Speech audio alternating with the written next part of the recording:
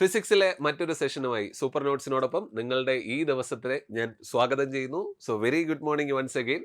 എടാ, ഇഷ്ടപ്പെട്ട കാര്യം ചെയ്യുക എന്ന് പറഞ്ഞു കഴിഞ്ഞാൽ അല്ലേ, തുടക്കത്തിൽ തന്നെ അതും നിങ്ങളുടെ ഒരു ദിവസം ആരംഭിക്കുമ്പോൾ തന്നെ ഇഷ്ടപ്പെട്ട ഒരു കാര്യം ചെയ്ത് തുടങ്ങുക എന്നൊക്കെ പറയുന്നത് വളരെ സന്തോഷകരമായ ഒരു കാര്യമാണ്. അത് തരുന്നൊരു പോസിറ്റീവ് എനർജിയും ചെറുതല്ല അല്ലേ. അപ്പം നിങ്ങളുടെയൊക്കെ ദിവസം ഓർത്തിട്ട് എനിക്ക് ഇത്തിരി ചെറിയ അസൂയയൊക്കെ തോന്നുന്നുണ്ട് കേട്ടോ. ശരിക്കും കൃത്യമായി നിങ്ങൾ എന്ത് തുടങ്ങുന്നുണ്ട്, നിങ്ങളുടെ പഠനം തന്നെ തുടങ്ങി നിങ്ങളുടെ ദിവസം ആരംഭിക്കുകയാണ്. എന്ത് തന്നെയായാലും ഫിസിക്സിലെ ഒരു രണ്ട് പ്രധാനപ്പെട്ട ചോദ്യങ്ങളാണ് നമ്മൾ ഇന്ന് ഡിസ്കസ് ചെയ്യാൻ പോകുന്നത്. അതിൻ്റെ ഒരു ടാബുലേറ്റ് ചെയ്തിട്ടുള്ള വളരെ കൺസൈസ് ആയിട്ടുള്ള ഒരു ചെറിയ രീതിയിലുള്ള ഒരു ടോപ്പിക്കാണ് ഇന്നത്തെ ക്ലാസ്സിൽ നമ്മൾ ഡിസ്കസ് ചെയ്യുക. സോ അതിലാദ്യം നമ്മൾ സംസാരിക്കാൻ പോകുന്നത് ഒരു ചോദ്യത്തിൽ നിന്നാണ് നമ്മുടെ ഇന്നത്തെ ക്ലാസ് ആരംഭിക്കുന്നത്. ഭൂമിയിൽ 60 കിലോഗ്രാം മാസ് ഉള്ള ഒരു വസ്തുവിന്റെ മാസ് ചാന്ദ്രോപരിതലത്തിൽ എത്രയായിരിക്കും എന്നുള്ളതാണ് നിങ്ങളോടുള്ള ചോദ്യം. ഭൂമിയിൽ 60 കിലോഗ്രാം മാസ് ഉള്ള ഒരു വസ്തുവിന്റെ മാസ് ചാന്ദ്രോപരിതലത്തിൽ എത്രയായിരിക്കും എന്നുള്ളതാണ് നമ്മളുടെ അടുത്തുള്ള ചോദ്യം. 30 കിലോഗ്രാം, 10 കിലോഗ്രാം, 60 കിലോഗ്രാം ഇവയൊന്നുമല്ല. ഇത്രയാണ് നമ്മുടെ മുമ്പിലുള്ള ഓപ്ഷൻസ്. നമുക്ക് ആദ്യമേ ഒരു ശരി ഉത്തരത്തിൽ നിന്ന് തന്നെ തുടങ്ങാം. അപ്പം നിങ്ങൾക്ക് ഞാനിങ്ങനെ കൺഫ്യൂഷൻ ഒന്നും ഒരു ഇടയും തരുന്നില്ലടാ. 60 കിലോഗ്രാം ആണ് ഇതിന് ഉത്തരമായി വരുന്നത്. ഓക്കെ അല്ലേ? 60 കിലോഗ്രാം ആണ് ഉത്തരമായി വരുന്നത്. അങ്ങനെയാണെങ്കിൽ 60 കിലോഗ്രാം ആണ് ഉത്തരമായി വരുന്നത്. സോ അതിൻ്റെ ഒരു എക്സ്പ്ലനേഷൻ പാർട്ടിലേക്ക് നമുക്കൊന്ന് പോവാം. എന്താണ് മാസ്? ഒരു പദാർത്ഥത്തിൽ അടങ്ങിയിരിക്കുന്ന ദ്രവ്യത്തിന്റെ ആകെ അളവിനെയാണ് നമ്മൾ മാസ് എന്ന് പറയുക. ഓക്കെ അല്ലടാ, ഞാനൊരു ചെറിയ ഉദാഹരണം പറഞ്ഞു തുടങ്ങുകയാണെ. ഞാനൊരു ഉത്തരം പറയാം. വ്യോമമിത്ര ചോദ്യം എത്തുന്നുണ്ടോ നിങ്ങളുടെ മനസ്സിലേക്ക്? എന്തായിരുന്നു ചോദ്യം? വ്യോമമിത്ര ഉത്തരമായി വരുന്നൊരു ചോദ്യം എന്തായിരുന്നു? ഇന്ത്യയുടെ മനുഷ്യനെ ബഹിരാകാശത്തേക്ക് എത്തിക്കുന്ന ഏറ്റവും ബൃഹത്തായിട്ടുള്ള ഒരു പദ്ധതിയാണ് എന്ത്? ഗഗൻയാൻ. ഈ ഗഗൻയാനകത്ത് നമ്മൾ ആദ്യമേ തന്നെ മനുഷ്യനെ കൊണ്ട് പരീക്ഷിക്കുക എന്ന് പറയുന്ന വലിയ ബുദ്ധിമുട്ടായിരിക്കും. അപ്പം മനുഷ്യന് സമാനമായ ഫിസിക്കൽ ഫീച്ചേഴ്സ് ഉള്ള വ്യോമമിത്ര എന്ന് പറയുന്ന ഒരു റോബോട്ടിനെ, റോബോട്ടിനെയാണ് നമ്മൾ എന്ത് ചെയ്യുന്നത്? മുകളിലേക്ക് അയക്കുന്നത്. അപ്പം ഞാനിപ്പോൾ ഉദാഹരണത്തിന് വേണ്ടിയിട്ട് മാത്രം പറയുന്നു, ഞാൻ ചന്ദ്രനിലേക്ക് പോവുകയാണെന്നേ, അല്ലെങ്കിൽ ഞാൻ ബഹിരാകാശത്തേക്ക് പോവുകയാണ്. അങ്ങനെയാണെങ്കിൽ എന്നെ അയക്കുന്നതിന് തൊട്ട് മുമ്പായി അല്ലെങ്കിൽ ആദ്യം ചെയ്യുന്നത് എന്തായിരിക്കും? എൻ്റെ ആകൃതിയിലുള്ള ഒരു ഡമ്മി ഉണ്ടാക്കി അയക്കുക എന്നുള്ളതാണ് ഉദ്ദേശിക്കുന്നത്. ഓക്കെ അല്ലേ? ഒരു ഡമ്മി ഉണ്ടാക്കി അയക്കുക എന്നാണ്. ഈ ഡമ്മിയിൽ അല്ലെങ്കിൽ എൻ്റെ ആകൃതി കിട്ടാനായി ഒരു 60 ടെന്നീസ് ബോൾ നിറച്ചു എന്ന് നിങ്ങൾ കരുതുക. ഓക്കെ അല്ലേ? ഈ ഡമ്മിക്കുള്ളിൽ 60 ടെന്നീസ് ബോൾ നിറച്ചിട്ടുണ്ടെന്ന് കരുതുക. ഈ 60 ടെന്നീസ് ബോൾ നിറച്ചപ്പോഴാണ് ഏകദേശം എൻ്റെ ആകൃതി കിട്ടിയത്. ഈ ഡമ്മിയാണ് മുകളിലേക്ക് കൊണ്ടുപോകുന്നത്. മുകളിൽ കൊണ്ടുപോകുമ്പോൾ ഈ 60-ന് വല്ല വ്യത്യാസവും വരുമോ? 50 ഡമ്മിയായിട്ട് മാറും, അല്ലെങ്കിൽ 50 ബോളായിട്ട് മാറുമോ, അല്ലെങ്കിൽ 40 ബോളായിട്ട് മാറുമോ? നെവർ അല്ലേ. അതായിരുന്നു മാസ് എന്ന് പറയുന്ന സംഗതി. അപ്പോൾ എന്തോന്നാ മാസ് എന്ന് പറഞ്ഞു കഴിഞ്ഞാൽ ഒരു പദാർത്ഥത്തിൽ അടങ്ങിയിരിക്കുന്ന ദ്രവ്യത്തിന്റെ ആകെ അളവാണ് മാസ്. കേൾക്കട്ടെ, ഒരു പദാർത്ഥത്തിൽ അടങ്ങിയിരിക്കുന്ന ദ്രവ്യത്തിന്റെ ആകെ അളവാണ് മാസ്. ഓക്കെ അല്ലേ? ഏതെങ്കിലും ഒരു സബ്സ്റ്റൻസ് എടുത്തു കഴിഞ്ഞാൽ അതിനകത്ത് ഉൾക്കൊണ്ടിട്ടുള്ള ദ്രവ്യത്തിന്റെ ആകെ അളവിനെ നമ്മൾ വിളിക്കുന്ന പേരായിരുന്നു മാസ്. ആദ്യ പോയിന്റ് രജിസ്റ്റേർഡ് ആണ്. 2, മാസിന്റെ എസ് ഐ യൂണിറ്റ് കിലോഗ്രാം ആണടാ. മാസിന്റെ എസ് ഐ യൂണിറ്റ് എന്തായിരുന്നു? കിലോഗ്രാം. മാസിന്റെ എസ് ഐ യൂണിറ്റ് കിലോഗ്രാം ആണ്. ഇനി മാസ് അളക്കാൻ ഉപയോഗിക്കുന്നത് ഈ കിലോഗ്രാം ആണ്. നമ്മൾ ഏറ്റവും ഫെമിലിയർ ആയിട്ട് ഉപയോഗിക്കുന്ന ഒരു യൂണിറ്റ്, ശരിയല്ലേ? 5 കിലോഗ്രാം അരി, 2 കിലോഗ്രാം പഞ്ചസാര, ഇങ്ങനെ നമ്മൾ ഏറ്റവും കൂടുതൽ സാധാരണയായി ഉപയോഗിക്കുന്ന ഒരു സംഗതിയാണ് കിലോഗ്രാം എന്ന് പറയുന്ന സംഗതി, അല്ലെങ്കിൽ യൂണിറ്റ് എന്ന് പറയുന്നത്. അപ്പൊ അങ്ങനെയാണെങ്കിൽ മാസ് അളക്കാൻ വേണ്ടിയിട്ട് നമ്മൾ ഉപയോഗിക്കുന്നത് സാധാരണ ത്രാസ് എന്ന് പറയുന്ന ഒരു ഉപകരണമാണ്. ഓക്കെ അല്ല, കോമൺ ബാലൻസ് എന്ന് പറയുന്ന സംഗതിയാണ്. അപ്പൊ മാസ് അളക്കാൻ നമ്മൾ ഉപയോഗിക്കുന്ന ഉപകരണം ഏതായിരുന്നടാ? സാധാരണ ത്രാസ് ആണ് എന്നുള്ള കാര്യം കൃത്യമായി ഓർമ്മിക്കുക. മാസ് ഒരു സദിശ അളവാണോ ആ ദിശ അളവാണോ? നിങ്ങൾക്ക് എന്ത് തോന്നുന്നു? ഞാൻ നേരത്തെ പറഞ്ഞ ആ ഡമ്മിയുടെ കാര്യം ഒന്നുകൂടെ ആലോചിച്ച് നോക്ക്. ആ ഡമ്മിക്കുള്ളിൽ നമ്മൾ 60 ബോൾ ഇട്ടപ്പോൾ ഡമ്മി പൂർത്തിയായി. അതിന്റെ അളവിന് ദിശ പറയാൻ കഴിയുമോ? 60 ബോൾ താഴേക്ക്, 60 ബോൾ ഇടത്തേക്ക് എന്ന് ദിശ പറയാൻ കഴിയില്ല, ശരിയല്ലേ? അളവ് മാത്രമേ ഉള്ളൂ, ദിശയില്ല. അത്തരത്തിലുള്ള അളവുകളെ നമ്മൾ വിളിക്കുന്ന പേരായിരുന്നു ആ ദിശ അളവ്, ദിശ ഇല്ലാത്ത അളവ്. അപ്പൊ അദിശ അളവിന് ഉദാഹരണമാണ് എന്ത്? മാസ്. അപ്പൊ മൂന്നാമത്തെ പോയിന്റ് ആയിട്ട് പറയുന്നു, മാസ് എന്നുള്ളത് ഒരു അദിശ അളവിന് ഉദാഹരണമാണ്. മാസ് ഒരു അദിശ അളവിന് ഉദാഹരണമാണ്. ഇനി പറഞ്ഞു ഏറ്റവും പ്രധാനപ്പെട്ട പോയിന്റ് ആണ്, വസ്തുവിന്റെ സ്ഥാനം മാറുന്നതിനനുസരിച്ച് മാസിന് മാറ്റം വരില്ല. അത് എലാബറേറ്റ് ചെയ്യാനായിരുന്നു ഞാൻ ആദ്യത്തെ ഉദാഹരണം തന്നെ പറഞ്ഞത്. വസ്തുവിന് എവിടെയോ ആയിക്കോട്ടെ മാസ് എന്ന് പറയുന്ന ഫാക്ടറിന് യാതൊരു മാറ്റവും വരില്ല എന്നുള്ള കാര്യം ഓർമ്മിക്കുക. അപ്പൊ 4 പോയിന്റ് നമുക്ക് കിട്ടിയേ, അല്ല 5 പോയിന്റ് അല്ലേ? ടോട്ടൽ 5 പോയിന്റ് കിട്ടിയേ. ഒന്നുകൂടെ പറ, എന്തോന്നാ മാസ്? ഒരു പദാർത്ഥത്തിൽ അടങ്ങിയിരിക്കുന്ന ദ്രവ്യത്തിന്റെ ആകെ അളവാണ് മാസ്. ഒരു പദാർത്ഥത്തിൽ അടങ്ങിയിരിക്കുന്ന ദ്രവ്യത്തിന്റെ ആകെ അളവാണ് മാസ്. 2, മാസിന്റെ എസ് ഐ യൂണിറ്റ് പറ? കിലോഗ്രാം ആണ്. മാസിന്റെ എസ് ഐ യൂണിറ്റ് കിലോഗ്രാം ആണ്. മാസ് അളക്കാൻ ഉപയോഗിക്കുന്ന ഉപകരണം ഏതായിരുന്നടാ? സാധാരണ ത്രാസാണ്. മാസ് അളക്കാൻ ഉപയോഗിക്കുന്ന ഉപകരണം സാധാരണ ത്രാസാണ്. 4ാമത്തെ പോയിന്റ് ആയിട്ട് പറഞ്ഞു എന്ത്? വസ്തുവിന്റെ സ്ഥാനത്തിനനുസരിച്ച് മാസിന് മാറ്റം വരില്ല. ഈ പറഞ്ഞ സാധനത്തിന്റെ മറ്റൊരു എക്സ്പ്ലനേഷൻ ആണ് മാസ് സംരക്ഷണ നിയമം. എന്തോന്നാ മാസ് സംരക്ഷണ നിയമം പറയുന്നത്? അല്ലെങ്കിൽ കൺസർവേഷൻ ലോസ് എന്ന് പറഞ്ഞു കഴിഞ്ഞാൽ മാറ്റമില്ലാതെ തുടരുന്നത് എന്നുള്ള മീനിങ്ങിലല്ലേ? അപ്പൊ അങ്ങനെയാണെങ്കിൽ സംരക്ഷണ നിയമം പറയുന്നത് ഇത്രയേ ഉള്ളൂടാ, രാസപ്രവർത്തന വേളയിൽ മാസിനെ നിർമ്മിക്കാനോ നശിപ്പിക്കാനോ കഴിയില്ല. അതായത് മാസിന് മാറ്റം സംഭവിക്കില്ല എന്നുള്ളതാണ് ഓർമ്മിക്കേണ്ട പോയിന്റ്. അപ്പം രാസപ്രവർത്തന വേളയിൽ മാസിനെ നിർമ്മിക്കാനോ നശിപ്പിക്കാനോ കഴിയില്ല എന്നുള്ളതാണ് മാസ് സംരക്ഷണ നിയമം. അപ്പൊ ഇത്രയും കിട്ടുവേ. ഓക്കെ ആണല്ലോ. എടാ 5 1 6 പോയിന്റ് ടോട്ടൽ ഒന്നുകൂടെ പറഞ്ഞു നോക്കാം. എന്തോന്നാ മാസ്? ഒരു പദാർത്ഥത്തിൽ അടങ്ങിയിരിക്കുന്ന ദ്രവ്യത്തിന്റെ ആകെ അളവ്. മാസിന്റെ SI യൂണിറ്റ് കിലോഗ്രാം ആണ്. മാസ് അളക്കാൻ ഉപയോഗിക്കുന്ന ഉപകരണം സാധാരണ ത്രാസാണ്. പിന്നെയോ മാസ് ഒരു അദിശ അളവാണ്. മാസിന് മാറ്റം വരില്ല എന്നുള്ളതായിരുന്നു ലാസ്റ്റ് പോയിന്റ്. വസ്തുവിന്റെ സ്ഥാനം മാറുന്നതിനനുസരിച്ച് മാസിന് മാറ്റം വരില്ല. മാസ് സംരക്ഷണ നിയമം നമുക്ക് ഒന്നുകൂടെ പറഞ്ഞു നോക്കാം. രാസപ്രവർത്തന വേളയിൽ മാസിനെ നിർമ്മിക്കാനോ നശിപ്പിക്കാനോ കഴിയില്ല. സെറ്റ് അല്ലടാ. സോ മൂവിങ് ഓൺ ടു ഭാരം. മാസ് പോലെ നമ്മളെ പറ്റിക്കാൻ സാധ്യതയുള്ള മറ്റൊരു തന്നെയാണ് ഈ ഭാരം എന്ന് പറയുന്ന സംഗതി. എടാ ഇപ്പോൾ എൻ്റെ ഭാരം എത്രയാണെന്ന് ചോദിച്ചു കഴിഞ്ഞാൽ എന്നെ ഇവിടെ നിലനിർത്താനായി അല്ലെങ്കിൽ ഭൗമോപരിതലത്തിൽ എന്നെ ഇവിടെ നിർത്താനായിട്ട് ഭൂമി എന്നിലേക്ക് പ്രയോഗിക്കുന്ന ബലം അറിയപ്പെടുന്ന പേരാണ് എൻ്റെ ഭാരം. ഓക്കെ അല്ലേ? ഭൂമിയിൽ എന്നെ പിടിച്ചു നിർത്താനായി ഭൂമി എന്നിൽ എത്രമാത്രം ബലം പ്രയോഗിക്കുന്നുണ്ടോ അതാണ് എൻ്റെ ഭാരം. അങ്ങനെയാണെങ്കിൽ നമ്മൾ പറയുന്നു ഒരു വസ്തുവിന്മേൽ പ്രയോഗിക്കപ്പെടുന്ന ഗുരുത്വാകർഷണ ബലത്തിന്റെ ആകെ അളവാണ് ഭാരം. ഒരു വസ്തുവിന്മേൽ പ്രയോഗിക്കപ്പെടുന്ന ഗുരുത്വാകർഷണ ബലത്തിന്റെ ആകെ അളവാണ് ഭാരം. ഭാരത്തിന്റെ SI യൂണിറ്റ് ആണടാ ഏറ്റവും പ്രധാനപ്പെട്ടത്. ഭാരത്തിന്റെ SI യൂണിറ്റ് എന്താണെന്ന് അറിയാമോ? ഭാരത്തിന്റെ SI യൂണിറ്റ് ന്യൂട്ടൺ ആണ്. ഭാരത്തിന്റെ SI യൂണിറ്റ് ന്യൂട്ടൺ ആണ്. ഇനി ന്യൂട്ടനെ കൂടാതെ ഭാരത്തിന് നമ്മൾ ഉപയോഗിക്കുന്ന മറ്റൊരു യൂണിറ്റ് ആണ് കിലോഗ്രാം വെയിറ്റ്. എന്തായിരുന്നു? Kilogram weight. ഭാരത്തിന്റെ SI യൂണിറ്റ് കിലോഗ്രാം ആണ് എന്നുള്ള ഒരു ചെറിയ ധാരണ നമ്മുടെ മുമ്പിലുണ്ട്. അത് നമ്മൾ ഇതാ ഇപ്പൊ ബ്രേക്ക് ചെയ്യുന്നു. ഇനി നമ്മൾ തെറ്റിക്കുകയില്ല. ഭാരത്തിന്റെ SI യൂണിറ്റ് എന്നുള്ളത് എന്തായിരുന്നു? ന്യൂട്ടൺ ആണ്. കാരണം ഭാരം ഒരു ബലമല്ലേ അല്ലേ? നമ്മളിലേക്ക് ഭൂമി പ്രയോഗിക്കുന്ന ബലമാണെന്ന് ഓൾറെഡി പറഞ്ഞു കഴിഞ്ഞു. അങ്ങനെയാണെങ്കിൽ ഭാരം ബലമായതുകൊണ്ട് തന്നെ ബലത്തിന്റെ SI യൂണിറ്റ് ആയിട്ടുള്ള ന്യൂട്ടൺ തന്നെയാണ് ഭാരത്തിന്റെയും SI യൂണിറ്റ്. മറ്റൊരു യൂണിറ്റ് ആയിട്ട് പറഞ്ഞു കിലോഗ്രാം വെയിറ്റ്. ഓർമ്മിക്കണേ, ഒരു ചെറിയ ചോദ്യമായിട്ട് ഞാൻ തരുവാണേ. 1 കിലോഗ്രാം മാസ് ഉള്ള വസ്തു 1 കിലോഗ്രാം മാസ് ഉള്ള ഒരു വസ്തുവിന്റെ ഭൂമിയിലെ ഭാരം എത്രയായിരിക്കും? 1 കിലോഗ്രാം മാസ് ഉള്ള വസ്തുവിന്റെ ഭൂമിയിലെ ഭാരം.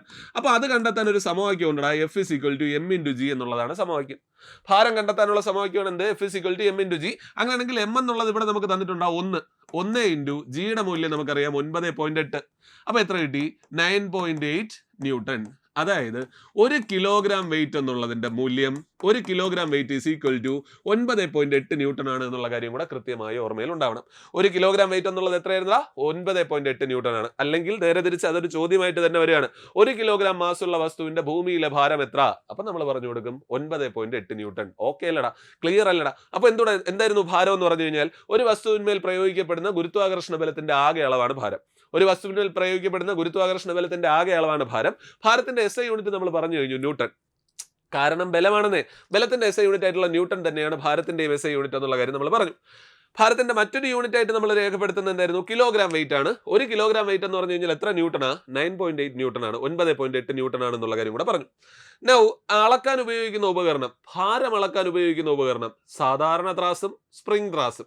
സാധാരണ ഉപയോഗിക്കുന്നത് കിലോഗ്രാം, സാധാരണ ഉപയോഗിക്കുന്നത് മാസിന്റെ അല്ലെങ്കിൽ മാസ് അളക്കാനായിരുന്നു സാധാരണ ത്രാസെങ്കിൽ സ്പ്രിംഗ് ത്രാസ് ഉപയോഗിച്ചിട്ടാണ് ഭാരം അളക്കുന്നത്. ഓക്കെ അല്ലടാ? നമുക്കറിയാം മറ്റേ ഈ പേപ്പറൊക്കെ വെയിറ്റ് ചെയ്തെടുക്കുന്ന ആൾക്കാർ വരുന്ന സമയത്ത് അവരുടെ ഒരു ഹുക്കും ഒക്കെ ആയിട്ടുള്ള ഒരു അറേഞ്ച്മെന്റ് അറിയപ്പെടുന്നവരായിരുന്നു സ്പ്രിംഗ് ത്രാസ്. അങ്ങനെയാണെങ്കിൽ ഭാരം അളക്കാൻ വേണ്ടി നമ്മൾ ഉപയോഗിക്കുന്ന ഉപകരണം ഏതായിരുന്നു? സ്പ്രിംഗ് ത്രാസ് ആണ് എന്നുള്ള കാര്യം കൃത്യമായി ഓർമ്മിക്കുക. നമ്മൾ ഇനിയും കയറി നിൽക്കുമ്പോഴേ നമ്മുടെ മറ്റേ വെയിങ് മെഷീന്റെ പുറത്ത് കയറി നിൽക്കുമ്പോഴത്തേക്കും അവിടെ എഴുതി കാണിക്കുന്ന റീഡിങ്ങിന്റെ അങ്ങേ അറ്റത്ത് ഒന്നുകിൽ കിലോഗ്രാം വെയിറ്റ് എന്ന് കാണും, അല്ലെങ്കിൽ ന്യൂട്ടൺ എന്ന് കാണും. ഇനി അത് മറ്റൊരു തരത്തിലുള്ള സ്പ്രിംഗ് ത്രാസ് തന്നെയാണ് എന്നുള്ള കാര്യം ഉറപ്പിച്ചേക്കണം. അപ്പൊ ഭാരം അളക്കാൻ നമ്മൾ ഉപയോഗിക്കുന്ന ഉപകരണം എന്ന് പറയുന്നത് സ്പ്രിംഗ് ത്രാസ് ആണ് എന്നുള്ള കാര്യം മനസ്സിലാക്കുക. ഇനി ഭാരം ഒരു സദിശ അളവാണോ അദിശ അളവാണോ? ഞാൻ ഇങ്ങനെ കയറി നിൽക്കുന്നു, അല്ലെങ്കിൽ എന്നെ ഇവിടെ നിലനിർത്താൻ വേണ്ടിയിട്ട് ഭൂമി തന്റെ കേന്ദ്രത്തിലേക്കാണ് എന്നെ വലിക്കുന്നത്. അതായത് അളവ് നമുക്ക് പറയാൻ കഴിയും, ഒപ്പം ദിശയും പറയാൻ കഴിയും. അതുകൊണ്ട് തന്നെ ഭാരം ഒരു സദിശ അളവിന് ഉദാഹരണമാണ്. ഭാരം ഒരു സദിശ അളവിന് ഉദാഹരണമാണ് എന്നുള്ള കാര്യം കൃത്യമായി ഓർമ്മയിൽ ഉണ്ടാവണം. ഇനി ഏറ്റവും പ്രധാനപ്പെട്ട പോയിന്റ്, വസ്തുവിന്റെ സ്ഥാനം മാറുന്നതിനനുസരിച്ച് ഭാരത്തിന് വ്യത്യാസം സംഭവിക്കൂടാ. വസ്തുവിന്റെ സ്ഥാനം മാറുന്നതിനനുസരിച്ച് ഭാരത്തിന് വ്യത്യാസം വരും. അങ്ങനെയാണെങ്കിൽ അതിനൊരു ചെറിയ എക്സ്പ്ലനേഷൻ നമുക്ക് ആവശ്യമാണ്. കണക്ട് ചെയ്യാൻ വേണ്ടിയിട്ട് മാത്രം ഞാൻ എന്താ ഭൂമി ഏതാ ഇങ്ങനെ വരച്ചു. ഇത്രയൊന്നും ഇല്ല, ഒത്തിരി കഠിനമാണെന്ന് എനിക്കറിയാം. എന്നാലും ഞാൻ എന്താ ഇപ്പൊ ഭൂമിയെ വരച്ചു വെച്ചിരിക്കുകയാണ്. ഭൂമിയുടെ ആകൃതി ജിയോയിഡ് അല്ലെങ്കിൽ ഒബ്ലൈറ്റ് സ്ഫിറോയിഡ് എന്നൊക്കെ ഉള്ള കാര്യം നിങ്ങൾക്കറിയാം. ഇത് ഭൂകേന്ദ്രം. ഭൂമിയുടെ കേന്ദ്രത്തെ ഭൂകേന്ദ്രം എന്ന് വിളിച്ചു. ഭൂകേന്ദ്രത്തിൽ നിന്ന് ഇതുവരെയുള്ള അല്ലെങ്കിൽ ധ്രുവങ്ങൾ വരെയുള്ള അകലത്തെ ഞാൻ വിളിച്ച പേര്, അല്ലെങ്കിൽ ഈ അകലത്തെ ഞാൻ ഇങ്ങനെ മാർക്ക് ചെയ്തു R1. 2, ഭൂകേന്ദ്രത്തിൽ നിന്ന് ധ്രുവങ്ങളിലേക്ക് അല്ലെങ്കിൽ ഭൂമധ്യരേഖ പ്രദേശത്തേക്കുള്ള അകലത്തെ ഞാൻ മാർക്ക് ചെയ്തു R2. കൃത്യമായി നിങ്ങൾക്കറിയാം. എൻ്റെ പരിസരത്ത് ഒരാളുണ്ടെന്ന് കരുതുക, വളരെ അടുത്താണ് നിൽക്കുന്നതെന്ന് കരുതുക. ഞങ്ങൾ കൈ കോർത്ത് പിടിക്കുകയാണെന്ന് കരുതുക, ഒരു ഷേക്കിൻ്റെ ഒക്കെ കൊടുക്കാൻ വേണ്ടിയിട്ട് കൈ കോർത്ത് പിടിക്കുകയാണെന്ന് കരുതുക. ഞങ്ങൾ തമ്മിലുള്ള ആകർഷണ ബലം വളരെ കൂടുതലായിരിക്കും അല്ലേ? അകലം കുറയുന്നതിനനുസരിച്ച് ആകർഷണ ബലം വളരെ കൂടുതലായിരിക്കും. എന്നാൽ ഇത്രയും അകലത്തിലാണ് മറ്റൊരാൾ നിൽക്കുന്നതെന്ന് കരുതുക, ഞങ്ങളും കൈകോർത്ത് പിടിക്കുകയാണെന്ന് കരുതുക. അകലം കൂടുന്നതിനനുസരിച്ച് ആകർഷണ ബലം കുറയും, ശരിയല്ലേ?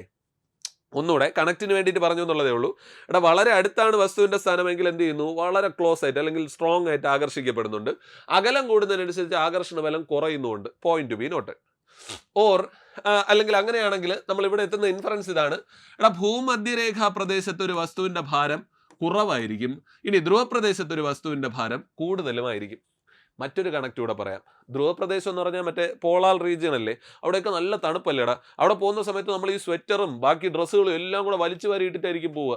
അങ്ങനെയാണെങ്കിൽ ഏറ്റവും കൂടുതൽ ഭാരം അനുഭവപ്പെടുന്നത് ധ്രുവപ്രദേശങ്ങളിലാണ്. ഏറ്റവും കൂടുതൽ ഭാരം അനുഭവപ്പെടുന്ന ധ്രുവപ്രദേശം. ഇനി കൺഫ്യൂഷൻ ഇല്ല, ധ്രുവപ്രദേശങ്ങളിലാണ് ഏറ്റവും കൂടുതൽ ഭാരം അനുഭവപ്പെടുക. ചേർത്ത് ഞാൻ പറഞ്ഞോട്ടെ, ഗുരുത്വാകർഷണ ത്വരണത്തിന്റെ മൂല്യം ഇതുപോലെയാണ്.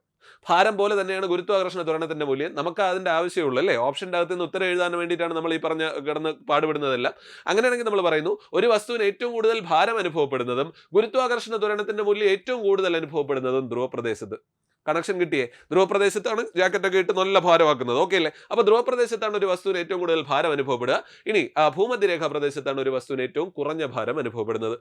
ഇനി മൂന്നാമതൊരു സന്ദർഭം കൂടെ, ഭൂകേന്ദ്രത്തിലാണെങ്കിലോ, അറ്റ് ദ സെന്റർ, ഇവിടെ സെന്ററിലാണെങ്കിലോ, എടാ ഭൂകേന്ദ്രത്തിൽ വസ്തുവിന്റെ ഭാരം 0 ആയിരിക്കും. എന്തുകൊണ്ടായിരിക്കും എന്ന് ആലോചിച്ച് നോക്ക്. ഇവിടെ ഇപ്പോൾ ഇത് മുതൽ ഇതുവരെയുള്ള ആകർഷണ ബലമാണ് കൂടുതലെന്ന് പറഞ്ഞു, കാരണം അകലം കുറവ്. ഇവിടെ നിന്ന് ഇതുവരെയുള്ള ആകർഷണ ബലം കുറവാണ്, അതുകൊണ്ടാണ് ഭൂമധ്യരേഖാ പ്രദേശത്ത് ഭാരം കുറവെന്നും പറഞ്ഞു. ഭൂകേന്ദ്രത്തിൽ വസ്തുവിന് എല്ലാ ഭാഗത്തു നിന്നും ആകർഷിക്കപ്പെടുന്നില്ലടാ, അല്ലേ? എല്ലാ ഭാഗത്തു നിന്നും ആകർഷിക്കപ്പെടുന്നുണ്ട്. അങ്ങനെയാണെങ്കിൽ റിസൾട്ടന്റ് ഫോഴ്സ് ഇല്ല, 0 പോകും.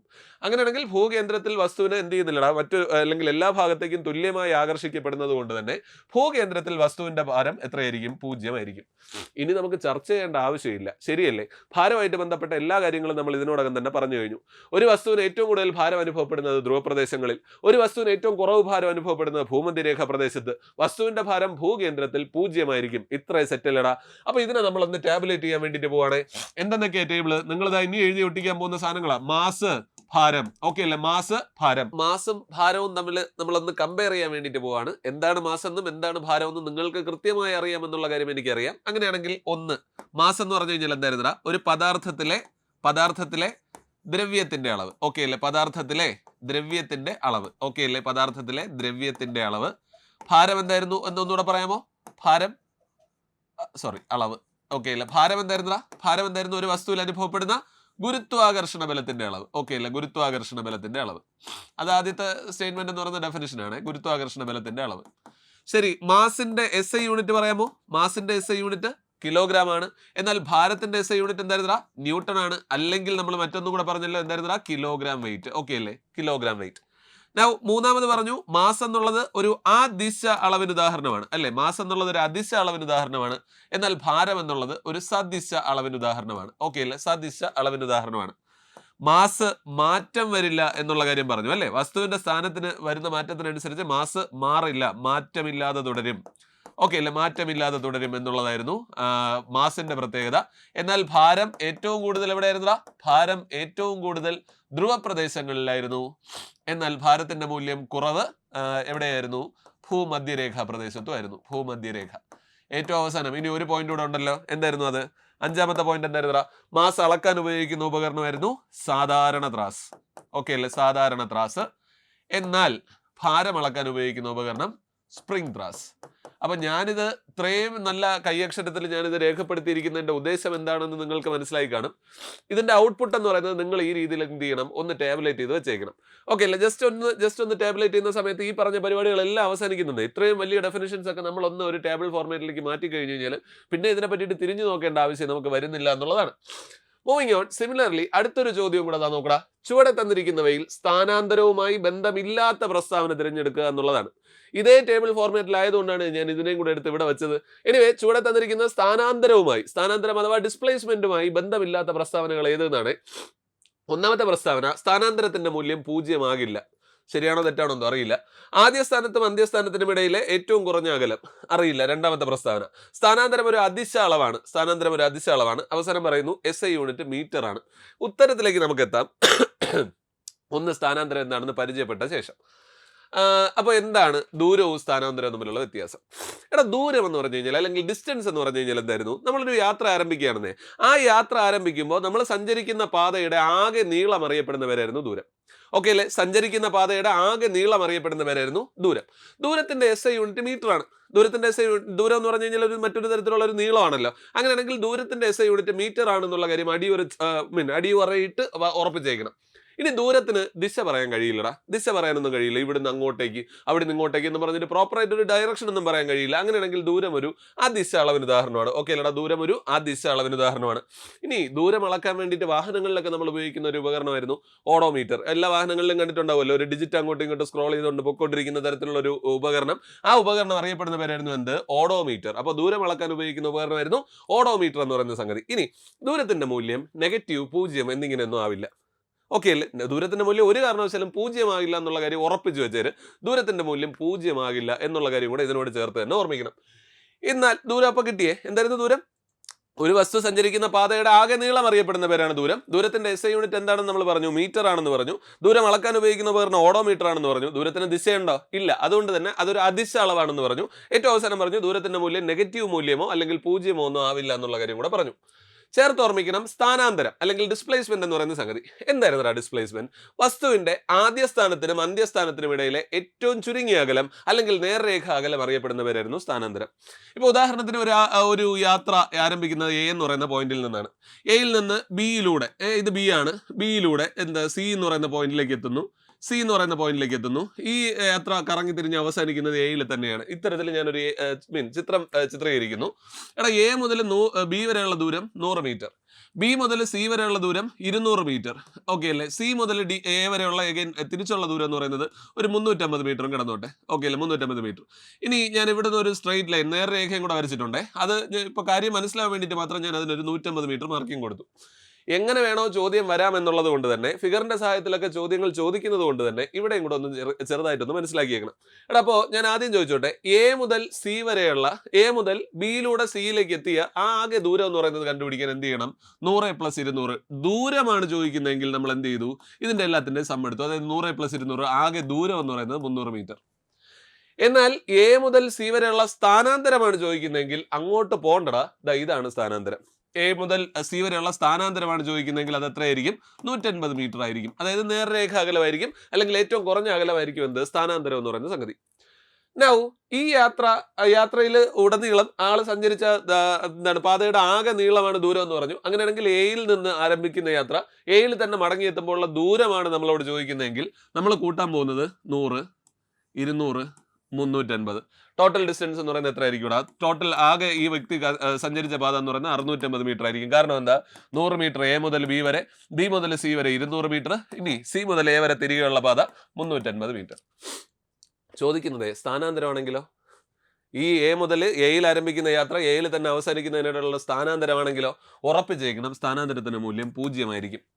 കാരണം യാത്ര ആരംഭിക്കുന്ന പൊസിഷനിൽ തന്നെ, അല്ലെങ്കിൽ യാത്ര ആരംഭിക്കുന്ന ആദ്യ സ്ഥാനത്ത് തന്നെ യാത്ര അവസാനിക്കുകയാണെങ്കിൽ, അതായത് വസ്തുവിന്റെ ആദ്യ സ്ഥാനവും അന്ത്യസ്ഥാനവും ഒന്ന് തന്നെ ആയാൽ സ്ഥാനാന്തരത്തിന്റെ മൂല്യം 0 ആയിരിക്കും. ഓക്കെ അല്ലടാ? യാത്ര ആരംഭിക്കുന്ന അതേ സ്ഥാനത്ത് തന്നെ യാത്ര അവസാനിക്കുകയാണെങ്കിൽ സ്ഥാനാന്തരത്തിന്റെ മൂല്യം 0 ആയിരിക്കും എന്നുള്ള കാര്യം കൃത്യമായി ഓർമ്മിക്കുക. അപ്പോൾ അതായത് വേറെ ഒന്നുമില്ലടാ, എ മുതൽ എയിൽ തന്നെ അവസാനിക്കുന്നു. നമ്മൾ പറഞ്ഞു ഒരു ആദ്യ സ്ഥാനം മുതൽ അന്ത്യസ്ഥാനം വരെയുള്ള നേർരേഖ അകലം. ഒരേ ബിന്ദുവിൽ തന്നെ ആദ്യ സ്ഥാനവും അന്ത്യസ്ഥാനവും വന്നു കഴിഞ്ഞാൽ പിന്നെ എവിടെ ഇട്ട് നേർരേഖ വരയ്ക്കാനൊന്നും പറ്റൂല. അങ്ങനെയാണെങ്കിൽ നമ്മൾ പറയുന്നു സ്ഥാനാന്തരത്തിന്റെ മൂല്യം 0 ആകും. എപ്പോ? വസ്തുവിന്റെ യാത്ര ആരംഭിക്കുന്ന അല്ലെങ്കിൽ യാത്ര ആരംഭിക്കുന്ന പൊസിഷനിൽ തന്നെ യാത്ര അവസാനിപ്പിക്കുകയാണെങ്കിൽ വസ്തുവിന്റെ സ്ഥാനാന്തരം എത്രയാകൂടാ? 0 ആകും എന്നുള്ള കാര്യം ഓർപ്പിക്കുക. SI യൂണിറ്റ് എന്ന് പറയുന്ന മീറ്റർ ആണ്. അതൊരു സദിശ അളവാണ്. ദിശ കൃത്യമായിട്ട് നമുക്ക് പറയാൻ കഴിയും. അതൊരു സദിശ അളവാണ്. മൂല്യം നെഗറ്റീവ്, 0 അല്ലെങ്കിൽ പോസിറ്റീവ് എന്നിങ്ങനെയൊക്കെ വരാമെന്നുള്ളതായിരുന്നു സ്ഥാനാന്തരത്തിന്റെ പ്രത്യേകത. ഒന്നുകൂടെ പറഞ്ഞു മാറാടാ. സ്ഥാനാന്തരത്തിനെ പറ്റി നമ്മൾ പറഞ്ഞ ആദ്യത്തെ പോയിന്റ് ഇതായിരുന്നു. ഒരു വസ്തു യാത്ര ആരംഭിക്കുന്ന പോയിന്റിന് ആദ്യ സ്ഥാനമെന്നും യാത്ര അവസാനിപ്പിക്കുന്ന പോയിന്റിന് അന്ത്യസ്ഥാനം എന്നും വിളിച്ചു കഴിഞ്ഞാൽ ആദ്യ സ്ഥാനം മുതൽ അന്ത്യസ്ഥാനം വരെയുള്ള ഏറ്റവും ചുരുങ്ങിയ അകലം അല്ലെങ്കിൽ ഏറ്റവും കുറഞ്ഞ അകലം അറിയപ്പെടുന്ന പേരായിരുന്നു സ്ഥാനാന്തരം. സ്ഥാനാന്തരത്തിന്റെ SI യൂണിറ്റ് മീറ്റർ ആണെന്ന് പറഞ്ഞു. കൃത്യമായി ദിശ പറയാൻ കഴിയുന്നത് കൊണ്ട് തന്നെ സ്ഥാനാന്തരം എന്തായിരുന്നു? ഒരു സദിശ അളവിന് ഉദാഹരണമാണ് എന്ന് പറഞ്ഞു. അതിന്റെ ഏറ്റവും അവസാനം പറഞ്ഞു സ്ഥാനാന്തരത്തിന്റെ മൂല്യം എന്തൊക്കെയാവാം? പോസിറ്റീവ് ആവാം, നെഗറ്റീവ് ആവാം, 0 ആകാം എന്നുള്ള കാര്യം കൂടെ പറഞ്ഞു. അപ്പൊ ഇതിനെ നമുക്കൊന്ന് കമ്പയർ ചെയ്തതിന് ശേഷം മാത്രം എന്ത് ചെയ്യാം? തിരിച്ച് ചോദ്യത്തിലേക്ക് വരാം. അപ്പൊ ഞാൻ എഴുതുന്നു ദൂരം. എന്നോടൊപ്പം നിങ്ങൾ എഴുതുന്നുണ്ടാവും ദൂരം, സ്ഥാനാന്തരം. ഓക്കെ അല്ലടാ, ദൂരം സ്ഥാനാന്തരം 2 ടേബിൾ ആക്കുന്നു. സഞ്ചരിച്ച പാതയുടെ ആകെ നീളമാണ് എന്ത്? ആകെ നീളമാണ് ദൂരം. യാത്ര ആരംഭിക്കുന്ന സ്ഥാനം മുതൽ ആദ്യ സ്ഥാനം പിന്നെ എന്തായിരുന്നടാ? അന്ത്യസ്ഥാനം. ആദ്യ സ്ഥാനത്തിനും അന്ത്യസ്ഥാനത്തിനും ഇടയിലെ ഏറ്റവും കുറഞ്ഞ അകലം ഏറ്റവും കുറഞ്ഞ അകലമായിരുന്നു എന്ത്? സ്ഥാനാന്തരം. ഫസ്റ്റ് പോയിന്റ് ആയിട്ട് എഴുതി. ദൂരത്തിന്റെ SI യൂണിറ്റ് മീറ്റർ ആണ്. സ്ഥാനാന്തരത്തിന്റെ SI യൂണിറ്റും വേറെ വ്യത്യാസമൊന്നുമില്ല, മീറ്റർ തന്നെയാണ്. ദൂരം ഒരു അദിശ അളവാണോ സദിശ അളവാണോ? ഉറപ്പായിട്ടും അതൊരു ദിശ അളവാണ്. ഓക്കെ അല്ലേ? എന്നാൽ സ്ഥാനാന്തരം ഒരു ദിശയും കൂടെ നമുക്ക് പറയാൻ കഴിയുന്ന സദിശ അളവിന് ഉദാഹരണമാണ്. ദൂരം ഒരു കാരണവശാലും എന്താവില്ല? 0 ആകില്ല. എന്നാൽ സ്ഥാനാന്തരത്തിന്റെ മൂല്യം എന്തൊക്കെ ആവാം? വേണമെങ്കിൽ നെഗറ്റീവ് ആവാം, വേണമെങ്കിൽ പോസിറ്റീവ് ആവാം, വേണമെങ്കിൽ 0 ആവാം. എപ്പോഴാണ് 0 ആവുന്നത്? ആദ്യവും അന്ത്യവും ഒരേ ബിന്ദുവിലായാൽ, ആദ്യസ്ഥാനവും അന്ത്യസ്ഥാനവും ഒരേ ബിന്ദുവിലാണ് എങ്കിൽ സ്ഥാനാന്തരത്തിന്റെ മൂല്യം 0 ആകും എന്നുള്ള കാര്യം കൂടെ നമ്മൾ പറഞ്ഞു. പരിപാടി സിമ്പിൾ അല്ലേടെ? അപ്പൊ ദൂരവും സ്ഥാനാന്തരവും കൂടെ നിങ്ങൾക്ക് കമ്പയർ ചെയ്യാൻ പറ്റുമല്ലോടെ? വേറെ ബുദ്ധിമുട്ടൊന്നും ഇല്ലല്ലോ. ഇനി നമുക്ക് ആ ചോദ്യത്തിലേക്ക് ഒന്നുകൂടെ പോവാം. എന്തായിരുന്നു ചോദ്യം? ചുവടെ തന്നിരിക്കുന്നവയിൽ സ്ഥാനാന്തരവുമായി ബന്ധമില്ലാത്ത പ്രസ്താവന തിരഞ്ഞെടുക്കുക എന്നുള്ളതാണ്. ഒന്ന്, സ്ഥാനാന്തരത്തിന്റെ മൂല്യം 0 ആകില്ല. ശരിയോ തെറ്റോ? സ്ഥാനാന്തരത്തിന്റെ മൂല്യം 0 ആകും അല്ലേ? എപ്പോഴാകുക? ആദ്യസ്ഥാനവും അന്ത്യസ്ഥാനവും ഒന്ന് തന്നെ ആയാൽ സ്ഥാനാന്തരത്തിന്റെ മൂല്യം 0 ആകും. അങ്ങനെയാണെങ്കിൽ ഈ പ്രസ്താവന തെറ്റാണ്. 2, ആദ്യസ്ഥാനത്തിനും അന്ത്യസ്ഥാനത്തിനും ഇടയിലെ ഏറ്റവും കുറഞ്ഞ അകലമാണ് സ്ഥാനാന്തരം. ശരിക്കും അത് ഡെഫിനിഷനാണ്. അങ്ങനെയാണെങ്കിൽ രണ്ടാമത്തെ പ്രസ്താവന ശരിയാ. 3, സ്ഥാനാന്തരം ഒരു അദിശ അളവാണ്. ആണോ? സ്ഥാനാന്തരം ഒരു അദിശ അളവാണോ? ഇല്ല. ദിശ കൃത്യമായി പറയാൻ കഴിയുന്നത് കൊണ്ട് തന്നെ സ്ഥാനാന്തരം ഒരു സദിശ അളവിന് ഉദാഹരണമാണ്. അങ്ങനെയാണെങ്കിൽ ആ പ്രസ്താവനയും തെറ്റ്.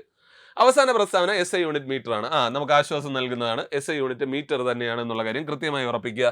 അങ്ങനെയാണെങ്കിൽ ഇവിടെ ശരിയായ പ്രസ്താവനകൾ ഏതൊക്കെയാണ്? 2, 4 അല്ലെ? 2, 4 എന്നിവയാണ് ശരിയായ പ്രസ്താവന. ബന്ധമില്ലാത്ത പ്രസ്താവനകൾ സോറി, ചോദ്യം ഞാൻ വായിക്കാത്തത് കൊണ്ടാണ്, മൈ മിസ്റ്റേക്ക്. എന്തായാലും ബന്ധമില്ലാത്ത പ്രസ്താവനകൾ എന്നുള്ളതാണ്. ചോദ്യം ഒന്നുകൂടെ ഒന്ന് വായിച്ചേക്കുക. ബന്ധമില്ലാത്ത പ്രസ്താവനകൾ. അങ്ങനെയാണെങ്കിൽ ബന്ധമില്ലാത്ത പ്രസ്താവനകൾ ഏതൊക്കെയായിരുന്നടാ? 1ഉം 3ഉം. അങ്ങനെയാണെങ്കിൽ ഉത്തരം ഓപ്ഷൻ സി. ഓക്കെ ആണല്ലോ? ബന്ധമില്ലാത്ത പ്രസ്താവനകൾ 1ഉം 3ഉം എന്നിവയാണ്. അപ്പോൾ ഇന്നത്തെ എൻഡ് റിസൾട്ട് എന്ന് പറയുന്നത് നിങ്ങളിപ്പോൾ എന്തായിരുന്നു? 2 ടേബിൾ ഫോം ചെയ്യുക എന്നുള്ളതാണ് ഇന്നത്തെ നമ്മുടെ ക്ലാസ്സിന്റെ ഉദ്ദേശം. ഒന്ന്, മാസിനെയും ഭാരത്തെയും ഒന്ന് കമ്പയർ ചെയ്യുക. 2, ദൂരത്തെയും സ്ഥാനാന്തരത്തെയും ഒന്ന് കമ്പയർ ചെയ്യുക. ഈ 2 സാധനങ്ങളും കിട്ടിക്കഴിഞ്ഞാൽ നമുക്ക് എത്ര മാർക്കിനുള്ള സാധനങ്ങൾ അതിൻ്റെ അകത്ത് കിടപ്പുണ്ടെന്ന് അറിയാമോ? ഈ ഭാരത്തിന്റെ SI യൂണിറ്റ് എന്നുള്ളത് എത്രയോ തവണ റിക്കറിംഗ് ആയിട്ട് ചോദിച്ചിട്ടുള്ള ചോദ്യങ്ങളാണ്. സോ എനിവേ, ഈ സെഷൻ ഇൻട്രസ്റ്റിംഗ് ആയിരുന്നു. അതിനേക്കാൾ ഉപരി നിങ്ങൾക്ക് വെർത്ത് ഫോർ വാച്ചിങ് എന്നുള്ള രീതിയിലായിരുന്നു എന്ന് ഞാൻ കരുതുന്നു. നമുക്ക് ഇന്നത്തെ സെഷൻ എൻഡ് ചെയ്യാമല്ലോ. ബാക്കി നിങ്ങൾക്ക് നിങ്ങളുടെ റൊട്ടീനിലേക്ക് കടക്കാൻ വേണ്ടിയിട്ടുള്ള എല്ലാ ആശംസകളും നേരുന്നു. സോ ഇന്നത്തെ ദിവസവും ആയിരിക്കട്ടെ, പതിവ് പോലെ തന്നെ സന്തോഷകരമായിരിക്കട്ടെ എന്ന് ആശംസിക്കുന്നു. So hope we will meet again. Until then, thank you and Tata.